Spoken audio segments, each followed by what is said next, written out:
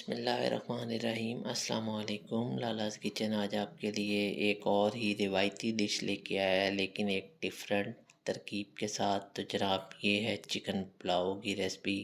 ایک بہت ہی آسان، مزیدار اور ذائقہ دار قسم کی ریسپی ہوگی۔ اس کے لیے آپ نے کرنا یہ ہے، کڑھائی میں آئل لے لیں تھوڑا سا، اور ایک عدد کٹا ہوا پیاز لے لیں۔ اس پیاز کو آپ نے ہلکا ہلکا سا براؤن کر لینا ہے۔ ہلکا براؤن کرنے کی وجہ سے یہ ہوتا ہے کہ ایک تو پیاز کا جو ذائقہ ہوتا ہے وہ آئل کے اندر مکس ہو جاتا ہے، اور اینڈ میں جب دم لگاتے ہیں چاولوں پہ تو اس کے اندر پیاز آپ کو نظر نہیں آتے۔ تو پیازوں کو آپ نے بالکل ہلکی آنچ پہ، تھوڑا سا میڈیم آنچ پہ نرم کر لیں۔ اس کے بعد آدھا کلو ہم نے یہ چکن لیا ہے۔ چکن کو آپ نے اس طرح سے بھنائی کرنی ہے۔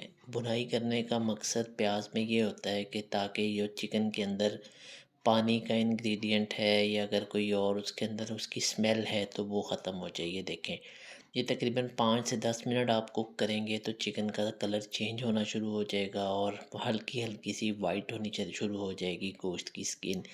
تو آپ نے اس کو اس ٹائم تک بھنائی کرنی ہے جب تک یہ چکن تھوڑا سا گولڈن کلر پکڑ لے۔ یہ دیکھیں، آپ اس طرح سے بھنائی کرنے سے یہ ہوگا کہ ساتھ ساتھ اس کے اندر چکن بھی گلتا رہے گا اور پیاز بھی۔ تو اس میں آپ ایک چمچ لہسن پاؤڈر ڈال لیں، 1 چمچ ادرک پاؤڈر ڈال لیں۔ اگر آپ کے پاس پاؤڈر نہیں ہے تو آپ اس میں گارلک اور جنجر پیسٹ بھی ڈال سکتے ہیں۔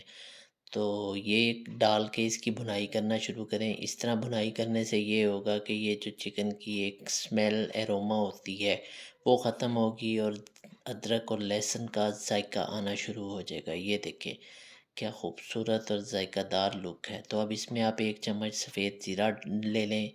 اس کے علاوہ دار چینی، لونگ، بڑی الائچی اور ثابت کالی مرچ لے لیں۔ یہ جو سمپل اور سادے سے مسالہ جات ہیں یہ چاولوں میں ایک ایسی مہک اور خوبصورت قسم کی خوشبو ڈالتے ہیں کہ کھانے والا دنگ رہ جاتا ہے۔ لالز کچن کی طرف سے یہ ایک نت نئی بالکل ڈیفرنٹ قسم کی ترکیب ہے۔ 1 چمچ نمک لے لیں، یا حسب ذائقہ آپ نمک لے سکتے ہیں۔ نمک تو ویسے ڈاکٹرز کہتے ہیں کہ کم ہی کھانا چاہیے، لیکن پاکستانی نمک کے بغیر کھانا کھا نہیں سکتے۔ تو آپ اس طرح سے آپ چکن کی بھنائی ہونے دیں۔ یہ دیکھیں زیرے اور باقی مسالہ جات کی کیا دل فریب قسم کی تصویر بن رہی ہے۔ اس نے پکاتے ہوئے جو خوشبو دماغ کو چڑھ رہی ہے وہ اس کا کیا ہی کہنا، لاجواب ذائقہ ہے۔ یہ 2 عدد کٹی ہوئی سبز مرچ لے لیں، اور 1 چمچ دھنیا پاؤڈر ڈال لیں۔ ہم نے اس میں لال مرچیں نہیں ڈالی کیونکہ لال مرچوں سے تو پھر ذائقہ نہیں آئے گا نا، جو ہم نے ایک منفرد ترکیب دی ہے۔ تو جناب یہ ہری مرچوں میں پکایا جائے گا، ہری مرچوں کی وجہ سے ہی اس کے اندر ذائقہ آئے گا۔ اب اس میں آپ ایسا کریں، 1 گلاس پانی ڈال دیں اور اس کو تھوڑی دیر سٹیم دے لیں، ڈھکنا دے کے پکنے دیں تاکہ چکن کی بوٹیاں جو ہیں وہ تھوڑی سی نرم ہو جائیں۔ کچھ نرم یہ اس میں بھی ہوں گی جب ہم دم دیں گے۔ یہ دیکھیں، ہوئے ہوئے ہوئے ہوئے ہوئے مزہ آ گیا جناب، جو خوشبو ایک دم دماغ کو چڑھی ہے۔ یہ دیکھیں چکن اب تقریباً گل گیا ہے۔ یہ دیکھیں نرم ہو گئی ہیں بوٹیاں۔ تو زیادہ بھی نہیں آپ نے دم دینا کہ یہ بالکل ہی گل جائیں۔ تو اب یہ دیکھیں جب پانی لگے آپ کو کہ خشک ہو گیا ہے اور آئل اوپر آنا شروع ہو گیا ہے، تو اس کا مطلب ہے کہ اب ہمارے جو چکن ہے اس میں چاول ڈالنے کی تیاری ہے۔ تو جناب چاول ہمیشہ یا تو کائنات کے رائس لیں، ویسے ہم نے تو سپر کرنل کے کچی کے چاول لیے ہیں پرانے، کیونکہ چاول جتنا پرانا جتنا اچھا ہوگا، ایک ایک دانہ علیحدہ ہوگا۔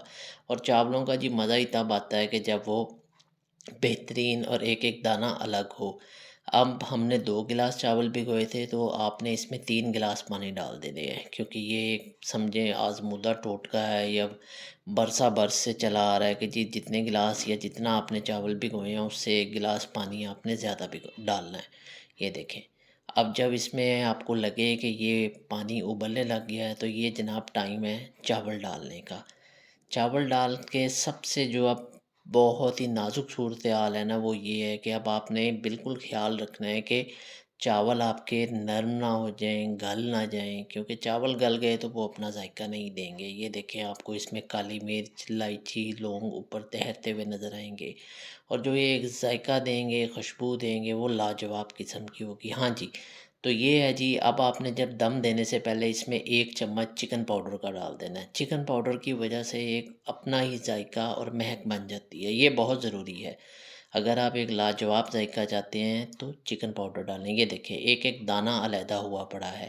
چاول کافی حد تک نرم ہو گئے ہیں، اب ہم نے ان کو تقریباً 10 سے 15 منٹ کے لیے دم پہ رکھ دینا تھا۔